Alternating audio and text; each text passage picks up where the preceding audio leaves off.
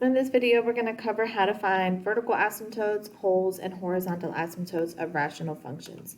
So first, from a graph, a vertical asymptote is an imaginary vertical line. We do not see this on the graph, but we can draw it in the space between the two pieces of the graph. This is an X number that the graph has to skip over. So I can tell that there's a separation here. And I mean, I just sketched this, so it's not going to be perfect. But a vertical asymptote is that vertical imaginary line that's in between the two pieces of the graph. And when we draw it for ourselves, we just have to make sure that it should not cross the graph. It should not really be touching except for at the very top and the very bottom where it starts to kind of blend in. So whatever number that is, let's say maybe that's 2. So this would be x equals 2 is the vertical asymptote. Horizontal asymptote works the same way. It's the separation across the graph. So horizontal goes across, and so I can see here there's a gap in between my two pieces. And if I draw a horizontal line, see how it doesn't cross my graph? An asymptote is not supposed to intersect. It just blends together and it fits perfectly in the space between. So that is a horizontal asymptote, and that's a y number. So maybe that's y, like down 1. So that could be y equals -1 is the horizontal asymptote. A hole on the graph, you can't really see it in Desmos. You also can't really see it in the calculator, but if they give you the graph and you notice an open circle, that's a hole. And it's an X number. So maybe -1. So there's a hole when X equals -1, and that's just an open circle on the graph. The vertical asymptotes and the holes, we can find those X numbers on the calculator. So for a hole and the vertical asymptote, if you type it into the calculator and you go to the table, it's whatever number says error. One of those could be a hole, one of them could be a vertical asymptote. We're going to use the graph to help us decide. For the horizontal asymptotes, you can always use the graph to try to figure it out. But that's where we said top heavy, bottom heavy, or the same. Top heavy, bottom heavy, or equal. So top heavy has none, bottom heavy, it's at 0, and the same is y equals some other number. We have to divide the leading coefficients. So those are two ways now. We can either use the equations and the calculator, and we can use the graphs. So question number 2, y equals 2 over x squared minus 9. You can pause the video and write that down. I'm going to go ahead and get that graphed in Desmos. So y equals 2 over x squared minus 9. So I can see that there's actually 3 pieces. So I can see a separation going across here, and I can see 2 vertical separations. So let's try a couple and see if we get it right. So a horizontal asymptote is y equals, and then some number. Let me try 1. All right, that's not good. An asymptote is not supposed to cut through like that. So less than 1, I have to go down. So let's try 0. And that's perfect. It's blending in, it fits in the space in the middle, and it's not crossing. So y equals 0 is my horizontal asymptote.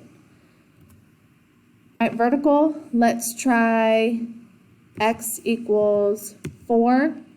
That's not good because it's cutting through the graph. It's not supposed to intersect. So let's back it up and let's try x equals 3. See how that's fitting perfectly in the space in between. It's not crossing.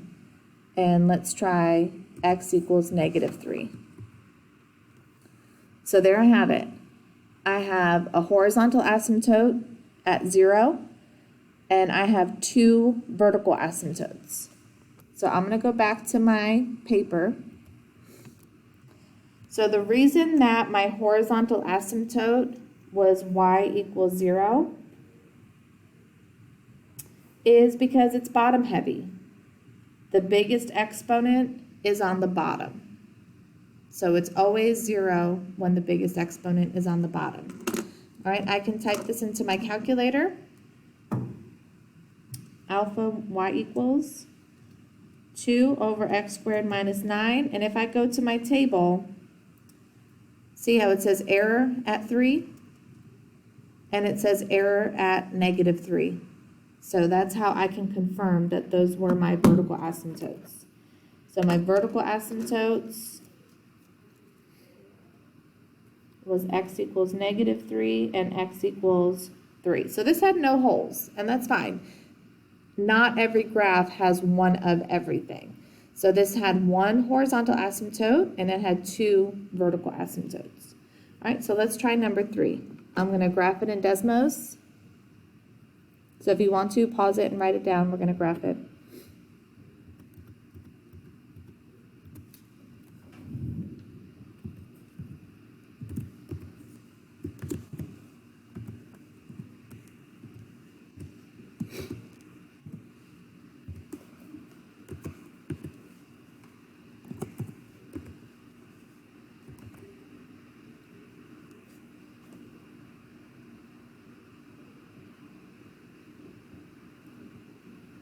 Oh, I typed it in wrong. Okay, so this looks like it has one vertical asymptote, one vertical separation, and it looks like it has one horizontal separation. They're in 2 pieces. So let's try the vertical one first. Let's try y equals 0. That's too far down. It's not supposed to cross. So let's move it up and try y equals 1. And there it is. So there's my horizontal asymptote. Fits perfectly going across. All right, my vertical asymptote, maybe -5, maybe -6. Let's try it.